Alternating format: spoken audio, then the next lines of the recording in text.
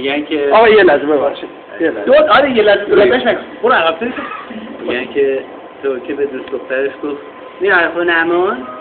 دختره گفت میترسم. گفت بابا ترس نداره که بیا نیم ساعت صحبت میکنیم بعد شلوارتو میپوشی میری.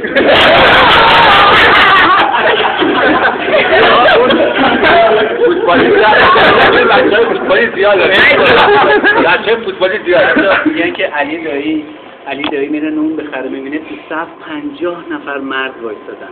صف زنونه 3 نفر بوده. میره چادر میکنه سرش میاد تو صف خانوما وای میسه به جلویش که خیلی توپل بوده میگه ببخشید میشه از شما خوشگذاری کرد؟ جلوی برمیگرده میگه علی ضایع نکن بابا منم رضازاده